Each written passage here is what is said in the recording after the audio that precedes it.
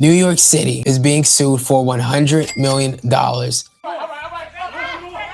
is cell phone video of two NYPD narcotics detectives wrangling with an unnamed man in Brooklyn.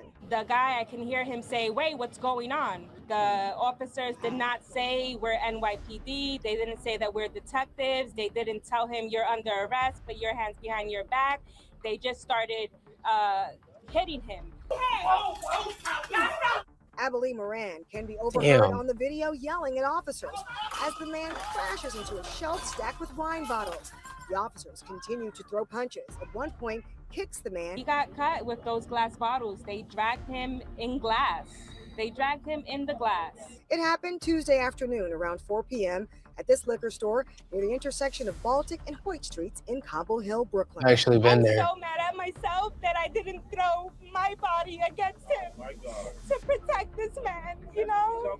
The NYPD says the two undercover detectives had just witnessed a narcotics purchase, and the man in the turquoise hat and shorts fit the description of a suspect. I feel like everybody saw police beating a man like it was a video from the 1950s or the 1960s. In 2026, these police officers are supposed to be under control. We are calling on District Attorney Eric Gonzalez to file charges the same way he would this black man on the corner or that Spanish man on the corner. Mayor Mamdani addressing the incident, posting, "The violence used by NYPD officers in this video is extremely disturbing and unacceptable. Officers should never treat a person this way. The NYPD is conducting a full investigation into this incident." New York City is being sued for $100 million. And that's because two of their police officers brutally assaulted Timothy A. Brown and dragged him through a liquor store. They not only dragged him through a liquor store, they dragged him through the store while there were pieces of shattered glass all over the floor from the liquor that fell. They wailed on him. They hit him right in his chest, in his face, etc. Beat this person down. What are your thoughts, suspect or not? Is this a way for a suspect to be treated? And I know I sound a little bit passionate about it, but I'm furious about it because you could see this stuff in the video. Before I get into things, let's check out his recent news appearance with his attorney, Derek Sells, who happens to be a high-profile attorney with the Cochran firm in New York. Let's go. Welcome back to the Rush Hour, everyone. Last month, Timothy Brown was violently arrested by narcotics detectives while he was trying to buy some wine in Brooklyn. But cops said he was involved in a drug buy. Things quickly escalated and Brown was severely injured.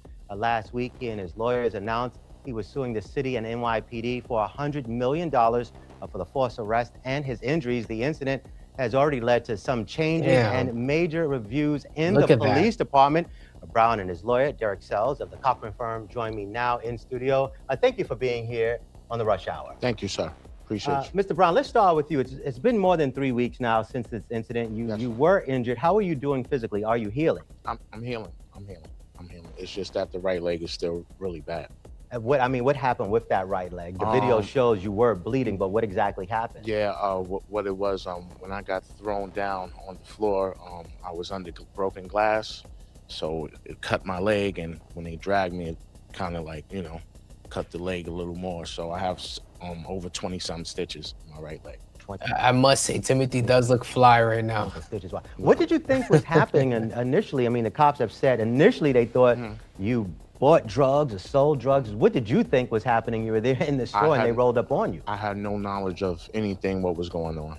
I was just coming from my house. Prior to that, I was at work, came home from work, took a shower. You can see the stitches right there, everyone. Look at the stitches on his knee. Got clean, got fresh, walked up the block just to go get a bottle of wine from my neighborhood liquor store and turned around and chaos happened. And what did you think was happening though? I didn't know what to think. I just was kind of just scared, startled, so. Derek, let me ask you this. The police department says the two detectives who were involved, they were placed on modified duty, their guns and badges taken away, but the detectives involved actually have numerous police complaints against them from civilians. That's according to records from the CCRB, the Civilian Complaint Review Board.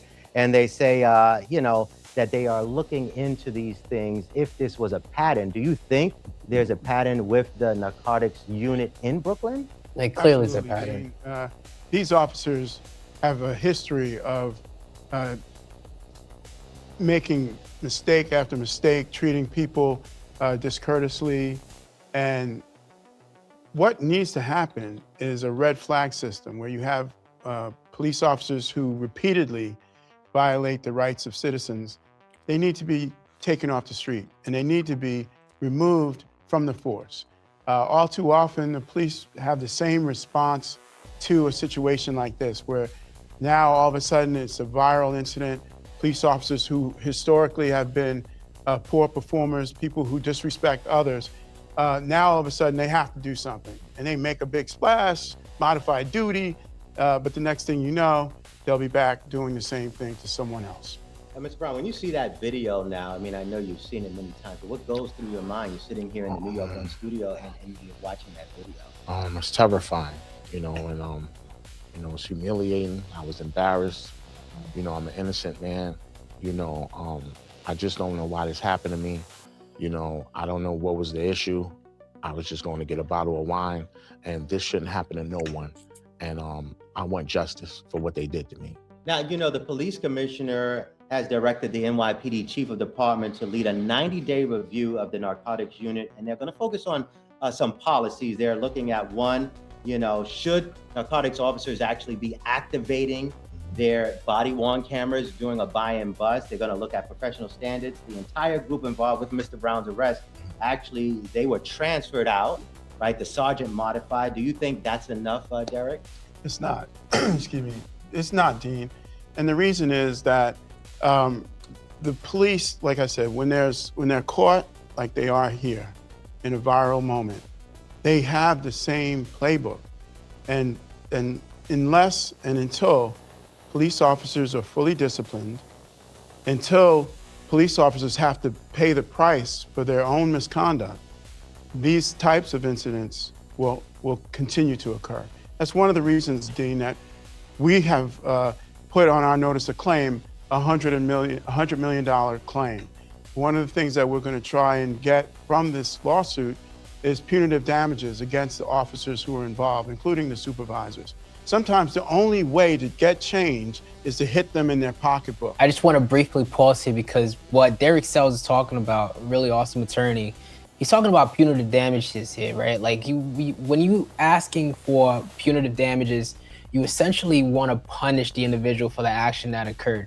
Typically, you're entitled to something called compensatory damages, right? And basically what that is that you're giving the person that was injured money that would put them in the place that they would have been had the accident not occurred in the first place. You're making them quote unquote whole, although it's really hard to be whole after such an incident like this. But with this lawsuit, this $100 million lawsuit, they're really trying to send a message. And I think Derek Sells is the right attorney to do it. And when they know they have to pay, that will hopefully affect the way that they So not just suing the city and the NYPD, you're actually trying to sue because that's hard to do, sue these officers directly? Oh, we can. Oh no, it's common to sue the officers directly.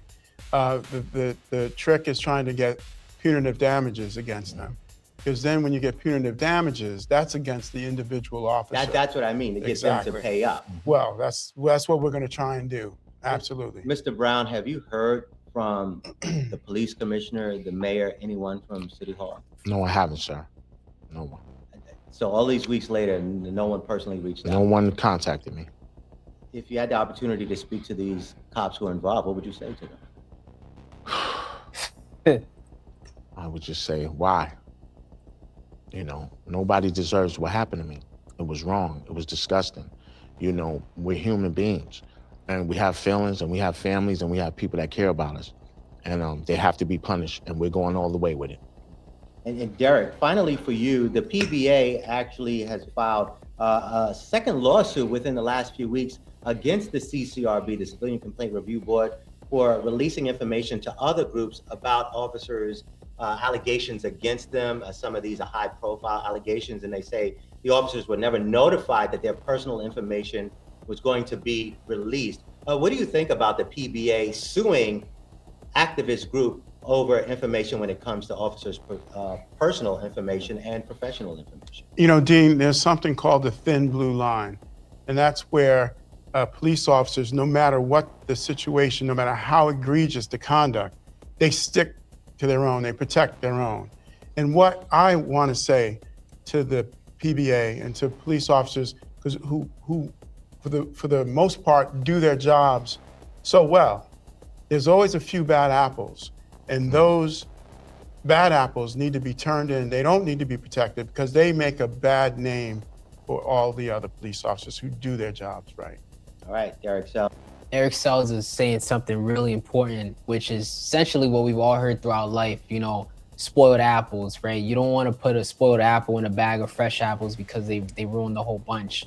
And what's going on here, right, is a case where we have to ask the question whether or not the police acted reasonable in what they were doing in terms of encountering Timothy Brown. And I think an overwhelming majority of us would say, hell no, they were not acting reasonable. You could clearly see them just swinging on this man, just dragging him throughout the liquor store, embarrassing him, right? Even if they're saying, oh, he's a suspect, I gotta ask you, is that the way that you want to treat a suspect, right? And we may say, yeah, we want to treat suspects like this because they're dangerous, but the way that this was seen, captured on video, and thank God for video, because we already know if there was no video, it's unlikely we would have seen this entire incident in the first place. You know, I say this all the time, you can't do certain things nowadays without being captured by an Amazon Ring camera or some kind of video out there or phone. I mean, we just saw recently the Julio Fulio trial with these 4 suspects, and they were caught on Tesla cameras. I mean, you can't get away with anything nowadays, but this horrific act by the police officers, right? And Derek Sells said it best, you know, not all police officers are bad. We understand that. You know, when there's in time of need, we need to call someone. Immediately, we're going to dial those 3 numbers, 911. And that's because we're asking for help. We understand that there are times when we need the police help, but the police need to get rid of those who spoil the bunch. These 2 police officers who happen to be in the drug narcotic unit, they need to be gone, fired completely. I highly doubt that's the kind of training the Honorable NYPD would give its officers in approaching a suspect. I want to know your thoughts on this one. You know, seeing this video, what do you think should happen to the police officers? Do you think that Timothy A. Brown is asking for too much money? Do you think $100 million is right?